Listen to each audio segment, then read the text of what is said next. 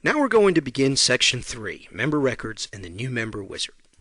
The New Member Wizard is at the heart of entering new members into iGoFigure, and members are at the heart of a membership management piece of software. So this is a fairly important area.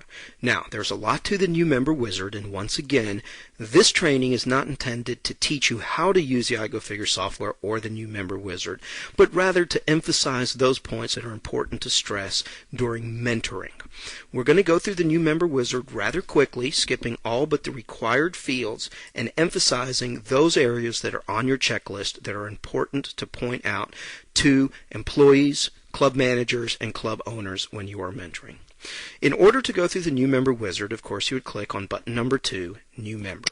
And the first option that you will see is, are you assigning a membership to a new member, an existing member, or a previous no sale? Even though this is not on the checklist, please be sure you understand this as a mentor and you emphasize the power of this when you teach on the iGoFigure software. If you are adding a new membership, for example, a weight loss counseling or 6-week solution to an existing member, you would simply use option number 2. You're assigning a membership to an existing member.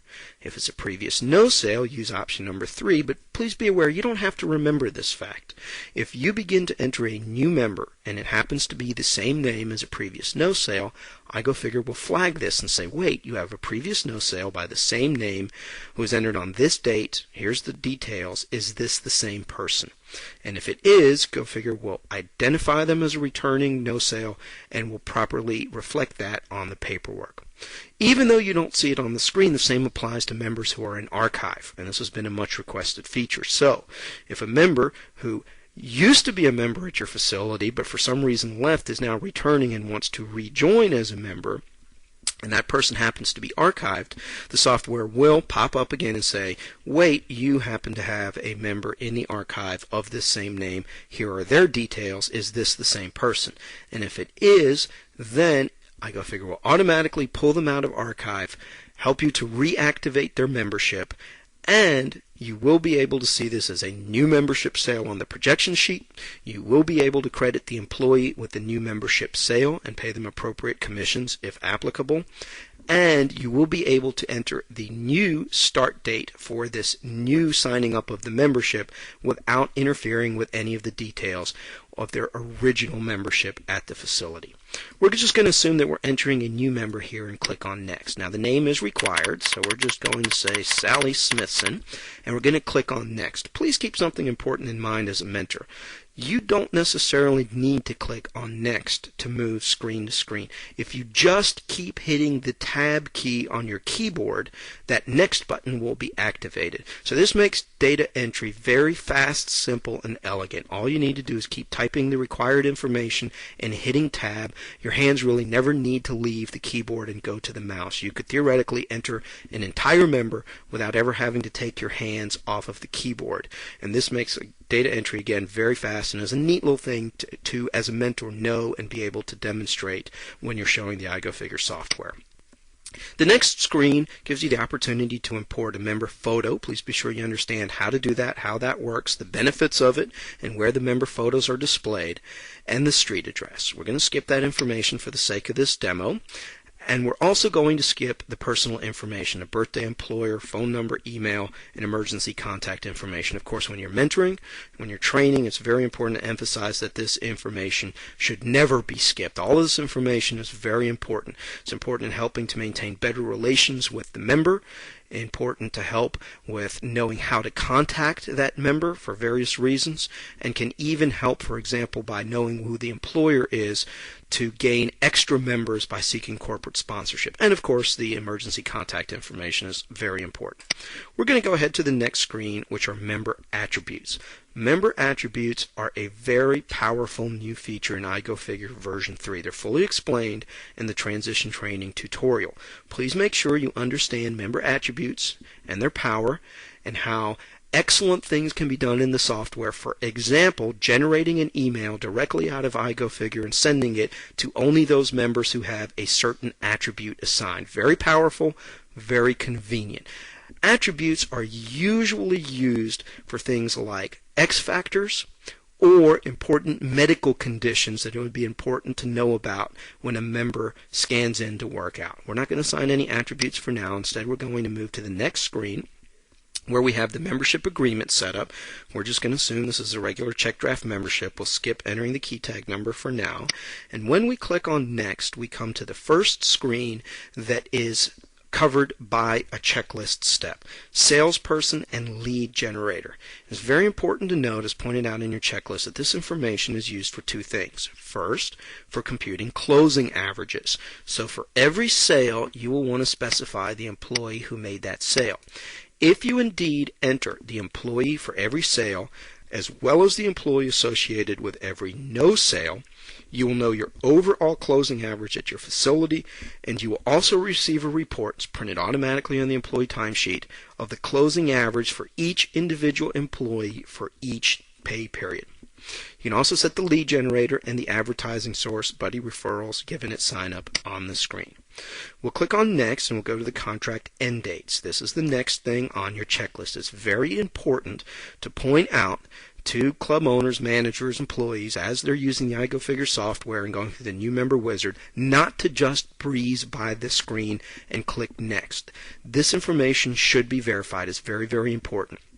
The usual places where there might be some difficulty are the information is not being entered on the same date as which the member joined. That happens sometimes. If a member joined late on a Friday evening, club's not open on weekends, so let's say it's not until Sunday that you get around to entering the information, there could be a 2 or 3 day difference. Now, the billing date is going to be wrong, the contract end date will be wrong, and a number of other things are not going to work out unless the date joined is correctly set. The date joined always defaults to today's date, the current date on the computer. So again, please make sure that the date joined is correct. The contract end date will be adjusted by the system based on the date joined, so make sure that's correct, and the date of the next payment. Typical situation in which this information is not correct is a person joins under some type of a special promotion. For example, join now, get the rest of the summer free. So this means that their first draft, in other words the date of their next payment, may not be for 2 or 3 months. Well, iGoFigure automatically sets the date of the next payment one date from the date joined. This might need to be changed if there was any type of a special promotion. You certainly don't want to have the situation where a member joins and is told they'll get the rest of the summer free, and 1 month later they're billed for their next month of membership. So again, please stress as you are mentoring the importance of verifying the information on the screen before moving forward. When we do move forward, we come to the dues screen, and this is another step that is checkpointed in your checklist. You may have noticed through the new member wizard that only the logical needed information is requested on each screen. In other words, we had one screen for the member's name. Now we didn't go to the level of ridiculousness and say, okay, one screen for the first name, another screen for the middle initial, and one more screen for the last name. But the name of the member is one logical piece of information, and we requested first name, middle initial, last name on a screen. We grouped other things like the dates together on the last screen, date joined, contract end date, date of next payment. The reason we request one piece and only one piece of information, the dues, the amount plus the tax rate on this screen, is because this is a very important number. This is the amount that the member will be billed every month for the entire duration of the time that they are a member at the facility. The amount that you see is being pulled from the membership defaults that we covered earlier. We have told the system that it's at $29 as a default rate for this type of membership for check draft. We can change the amount and the tax rate individually at the member level. So if this member qualifies for a special rate, they joined under a special plan, let's say, or they're a personal friend of the owner and they're giving them a break on their dues, this amount can be changed and set here. It's just as easy as typing in the amount. Or if this is a member who for whatever reason qualifies for a special tax rate, you can also change the tax at the individual member level. I'm going to go ahead and click Next to move forward. You'll see there's an agreement verification screen. If anything needs to be changed on this screen, or rather any of the information on the screen needs to be changed, simply instruct the user to click on the red back button until they go back to the screen where that information was entered. They can correct the information and just keep clicking Next then to move forward. Once it's verified that all the information here is correct, we're going to click Next to move forward, and you'll see a scheduled payments verification screen. This is is not on your checklist, but is a great new feature where you can set the individual dates and individual amounts of the payments. You don't need to, but for example, some facilities offer a little treat where they give a member half off their monthly dues on the month that contains their birthday.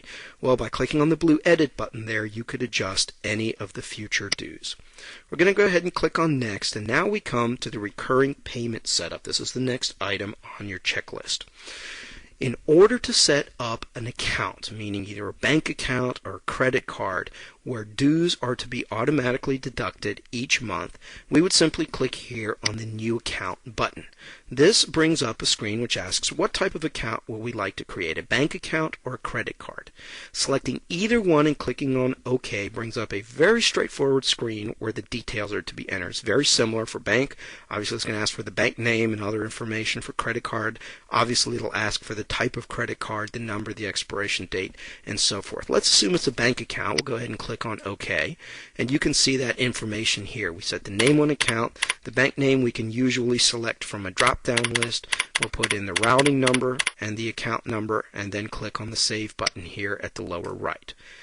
Now, iGoFigure is going to ask us to select a payment option, paper drafts or EFT. Since this is a bank account, it is possible that money is withdrawn from it through good old-fashioned paper drafts, which must be physically taken to the bank and presented for deposit, or through EFTs or electronic funds transfers, where the funds are automatically electronically moved from the member's account into the business owner's account. We're going to go ahead and say this is a modern business using EFT, so we'll just check this and we'll click on OK. Notice now that Southwest Savings account that we've just created is there and can be checked. Why does it need to be checked, and why is the New Account button still active? Well, the reason is because a member may have multiple accounts on file. Please make sure you understand this and stress the importance of it to the club owner. It can be a very beneficial feature. Theoretically, a member could have 2 different savings accounts, 3 different checkings accounts, and 6 different credit cards on file if they wanted to. Now, this probably won't happen exactly like this, but place where this feature is very useful and what might be more common is a member will have a bank account on file, let's say the bank account where they normally pay their monthly dues, and they can also keep a credit card on file. That way, if they're ever in the club and they want to purchase a quick product or a supplement, yet they don't have money with them, they didn't bring a checkbook or a credit card, and they have no cash, but yet they want this, well, if the credit card is on file electronically within iGoFigure, they can be billed for that item without the credit card having to be present. You have that information on file. It's a great convenience to the member, and it can also be a great selling point for the franchise owner. If for any reason no account is specified, in other words, it is an auto-recurring dues account, but no account is desired to be entered into the iGoFigure software, that's fine. You don't have to enter for every member account information into the software. Just click on the No Accounts there in the lower left corner. When you go to the next step, you will see the last thing covered under the checklist, which is the sign-up fee and the dues paid at sign-up. And you can see the amounts are already defaulting to what we covered earlier in this training, which is the sign-up fee $149 and the dues $29. Let's see how easy that is to change. Let's say that this person receives 66% off by signing up after their first visit. They're receiving a first visit discount. So they're essentially getting $100 off. The sign-up fee should be $49. All we do is we enter 49, and now the amount has been changed and the total has been recomputed. Again, we can change the sign-up fee, the dues, and or the tax rate on either on this screen. Once we click on Next, we're taken to the Weights and Measurements screen. And if we were to click Next, we would be given the opportunity to enter weights and measurements, as well as to be taken to a closeout screen which will specify how did the member pay their sign-up fee and first month's dues. So therefore, after this step concludes the New Member Wizard. I know we went through this really quickly. Again, this was not designed to teach you in detail how to use the New Member Wizard, but just to emphasize those points of which you should be aware as a member.